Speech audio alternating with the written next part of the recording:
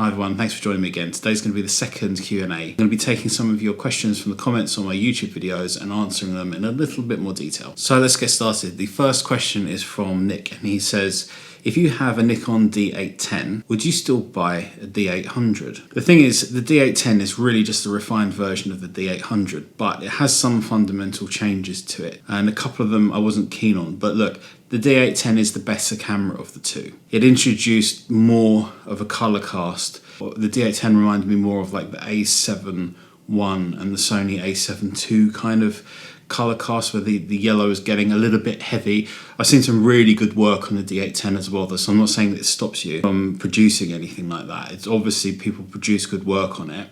I prefer the color rendition on the D800 though, of the two of them, and it's much cheaper. And I don't feel like the D800 lacks in anything in particular. So I think if you're looking at those cameras and you're not sure and you're thinking, should I save the money and get the D800, or should I push a bit more and get the D810? I think if you're looking in that range and you want an upgrade from the D800, I would just jump to the D850. That would be my personal opinion on it, or jump to something like a Z7, something like that. But to answer your question, you have the D810, should you buy a D800? No. There's literally no reason to do it. Okay, the next question comes from another Nick, different one. If you had to choose between shooting in Aperture Priority and Shutter Priority, what would be better to use? I'm obviously talking about cases where there is no time to shoot manually, events, etc. I'm assuming that you're talking about weddings, but I'll put a catch-all in it in case you're not. Most of the time, Aperture Priority is better.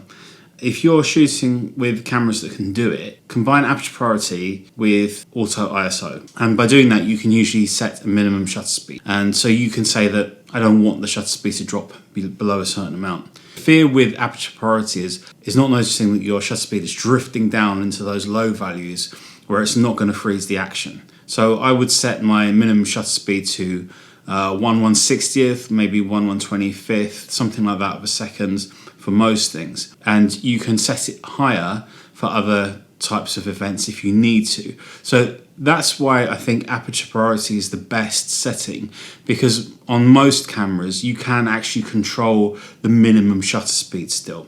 And so it gets rid of the problems that you think might be inherently there by using just Aperture Priority on its own. Now, if you're using a camera that doesn't have Auto ISO, you need to pick an ISO that's a little bit higher than you think. You have to have some leeway for your shutter speed to drift lower. So you want to allow a couple of stops. So let's say you don't want your shutter speed to go below 100th of a second. Then you want to set ISO which is giving you maybe 1/320th or something in that range, maybe 1/400th, something around 2 stops of exposure latitude if you can manage it. Because what that will do is it'll allow you to have the shutter speed come down and then come up again. And it's better to make sure that you're actually freezing that motion. And even just for shooting in manually as well. So this applies to manual. It's just pick an ISO that works for the room. That's usually the best thing to do. That gives you a nice flexible range on the shutter speed for the aperture that you want to shoot at. Usually we say we want to shoot at a certain aperture. We want to hit at least a certain shutter speed range and have some flexibility so we can adjust our exposures up and down. So we just pick an ISO then that allows us to have the aperture we want, be in the shutter speed range that we want. Always see shutter speed as a working range, because that's the thing that you change the most, and then you pick a fixed ISO that gives you that range. When you're at weddings, often you can pick an ISO for the daytime for outside, an ISO for the daytime for inside, and then just when you get to the evening, adjust those up as much as you need to. And that's usually enough. And I don't ride the ISO up and down all the time. Just leave it. You shouldn't be constantly changing your aperture and constantly changing your ISO. It should be the shutter speed that's giving you that control if you're shooting manually. So I just added that on as an extra explanation, because I think sometimes when people are newer to photography, they think that they, for every shot, have to adjust the aperture, the ISO and the shutter speed, and that's just ridiculous. It doesn't work like that. David asks, this is really in relation to studio photography, how do you deal with color casts from the wall? Do you just do a test white balance shot using a white balance card in front of the model and set the camera to the custom white balance. No, there is not much point in doing custom white balances when you're doing photography. What you're looking for is a picture that expresses something and looks good. The only people that need to care about color accuracy are commercial photographers that are shooting products with a defined color in them. Like, let's say it's Coca-Cola and it's a Coca-Cola can in there. That Coca-Cola can is a certain shade of red and it has to be that shade of red. It can't be some orangey thing, but only that part of the picture needs to be that color. Everything else is going to get color graded and to look a certain way. So all of this kind of stuff about getting a color balance for the whole scene is just ridiculous. That's just not the way to do things, because that's not going to be the final result ever. We're always going for a more artistic interpretation, and in editing we would select certain objects to make sure they're color correct if that's needed. So we have to manually adjust these things. So what you'll find is if you've got a daylight balanced light and you set your camera to daylight, the person will look fine and the background will have a slight color cast onto it. So usually that's magenta, and that's absolutely fine. So all you do in Lightroom is you go into your HSL adjustments, pick the saturation for magenta and just reduce it until it goes. And that's it, nice and simple. Gosh, I went on ended up going on a big rant about white balance. That wasn't my intention. Okay, the next question is from Entree. I don't even know how to pronounce your name, I'm sorry. But it's an interesting question. What's your opinion on the Sony A6400? Do you think it can replace the Canon RP?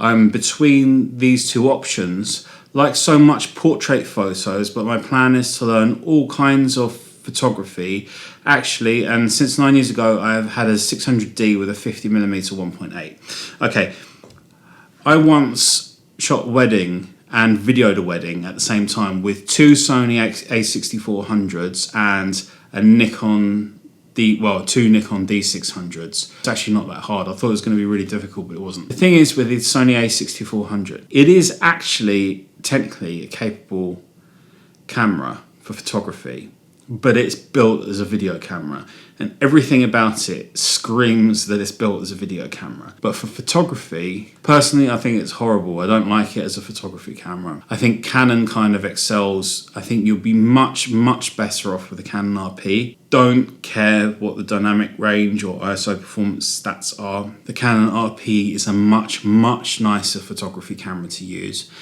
and it's important that a camera is making your life easy and making your working life nice. So I can speak with some experience in this because I own the RP, that's my main camera now, and I've used the A6400, I've had two of them in the past. And yeah, the A6400 is very much a video camera, and the RP is a photography camera that can do some pretty reasonable video, as long as you're just thinking about like YouTube and stuff. Like, this is what I use it for.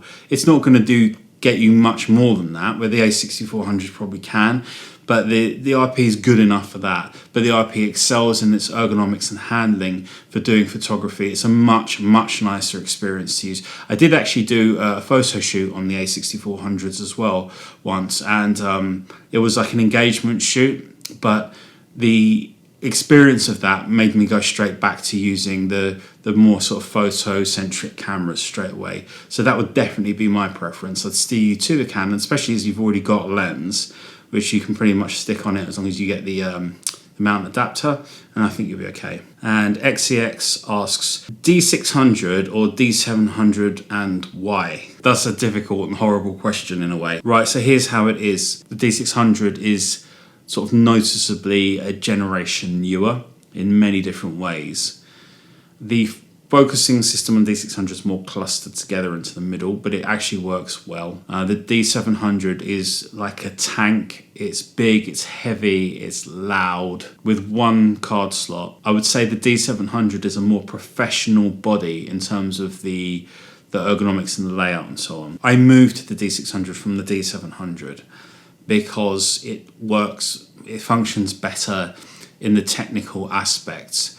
of photography. It's like it feels a bit quicker to use. It just feels a little bit more modern. It has the 2 SD card slots and so on like that. So I think that it depends on what you want to do. The D700 is the better portrait camera. So if you were just taking portraits, I would probably steer you towards the D700. If you're going to be doing events and so on, I would steer you towards the D600. It's just a generation newer, and it kind of shows all around with it. I think it's a little bit better like that. So I'm going to say D600 to you, unless you're doing portraits, in which case I would say the D7. You have a tough choice, really, I think, between the two cameras. You wouldn't really go wrong with either. Anyway, that's all for today, guys. Thanks for joining me again. I'll see you in the next video. Take care. Bye.